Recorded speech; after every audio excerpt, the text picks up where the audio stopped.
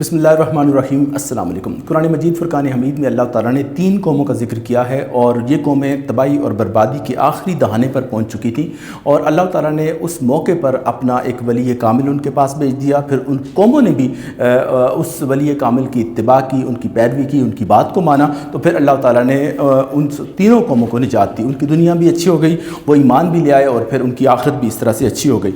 तो अल्लाह ताला ने उन तीनों कौमों को तबाही से बचा लिया, मगर जो वास्ता, ज़रिया और वसीला बना वो अल्लाह ताला के एक वली कामिल के ज़रिए उनको निजात मिली। तो मैं बात कर रहा हूँ ज़ुल्करनैन अलैहिस्सलाम की, और इनका वाक़या जो है वो सूरह काफ की आयत नंबर 83 से लेकर 97 तक के मज़मून में आता है। अगर आप तफसीर को पढ़ें तो फिर बहुत कुछ आपको सीखने को मिलेगा। तो ज़ुल्करनैन अलैहिस्सलाम के बारे में आता है कि ये अल्लाह के नेक और साले बंदे थे। अल्लाह ताला ने उनको ताकत और हुकूमत अता की थी।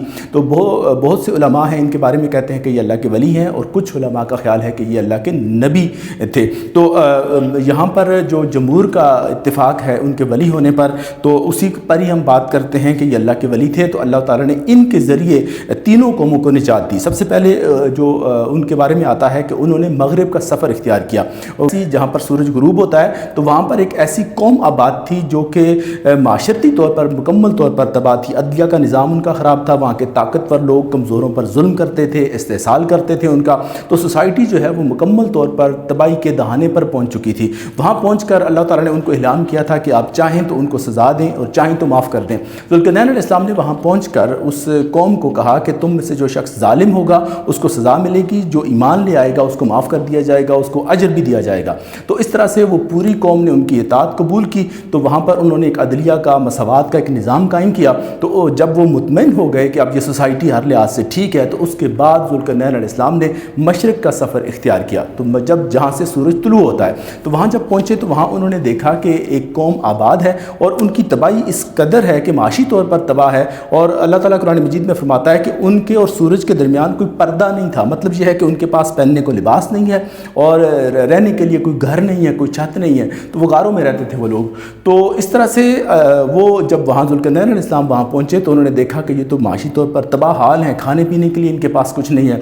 तो करीब है कि ये लोग तबाह हो जाएंगे, फना हो जाएंगे। तो उन्होंने उनसे कहा कि मैं आपको जिस तरह तरीका बताऊँ उस पर आप चलेंगे तो आपकी माशी तौर पर आप ठीक हो जाएंगे। तो फिर वहाँ ज़ुल्करनैन अलैहिस्सलाम ने अपनी फ़ौज की मदद से उन्हें घर भी बना कर दिए, उन्हें फसलें काश्त करने का तरीका भी सिखाया और एक पूरा माशी तौर पर एक अच्छा निज़ाम देकर उन्हें एक खुशहाल कौम बनाकर फिर जब मुतमईन हो गए तो वहाँ से फिर उन्होंने एक और तरफ सफ़र का आगाज़ किया।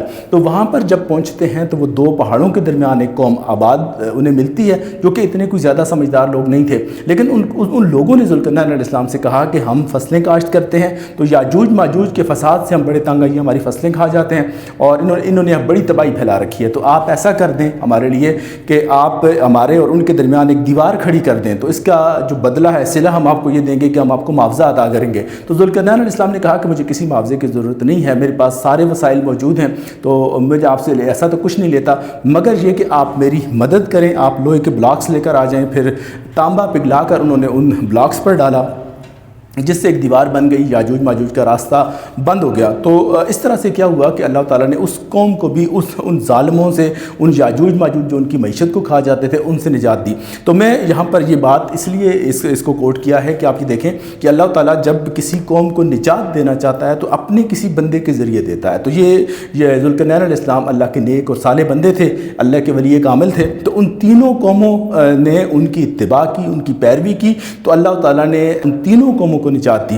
तो यहाँ बात करने का मकसद सिर्फ ये है कि आप देखें जो ये नेक और साले बंदे होते हैं इनके ज़रिए अल्लाह ताला दुनिया का निज़ाम कायम रखता है, इन्हीं के ज़रिए अल्लाह ताला बारिश भी बरसाता है। ये चीज़ें हदीस में मौजूद है और ये जो मैं आपको बात बता रहा हूँ ये इमाम तिरमिज़ी और इमाम अस्कलानी ने ये रवायत बयान किया। हज़रत अबू दरदा रज़ी अल्लाह ताला अन्हु से मरवी है। ये हदीस मुबारक लंबी है लेकिन मैंने इसका जो आखिरी जो दो जुमले हैं वो आपके सामने बयान कर दिए कि अल्लाह ताला इन लोगों के ज़रिए, जो औलिया अल्लाह होते हैं, इनके ज़रिए ज़मीन को कायम रखता है और फिर इन्हीं के ज़रिए हम लोगों पर बारिश बरसाई जाती है।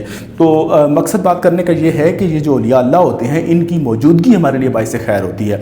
ये मौजूद हों, इनकी इत्तिबा की जाए, इनकी पैरवी की जाए तो फिर अल्लाह ताला हमें निजात देता है, हमारी दुनिया भी अच्छी होती है, हमारी आखिरत भी अच्छी होती है और दुनिया का निज़ाम कायम ही इन्हीं लोगों के ज़रिए होता है। तो बहुत से लोग हैं जो इनका इनकार करते हैं, कहते हैं ये बाबे हैं, ये शय कोई नहीं है। हालांकि ऐसी बात नहीं है। अल्लाह ताला की नज़रों में इन लोगों की अहमियत बहुत ज़्यादा है, इसलिए कि ये अल्लाह के नाम याफ्ता बनते हैं और अल्लाह को इन्हीं से سے خاص محبت ہوتی ہے اور ان کی وجہ سے اللہ دنیا کا نظام قائم رکھتا ہے۔ اللہ تعالیٰ ہمیں سمجھنے کی توفیق عطا فرمائے۔ جزاک اللہ۔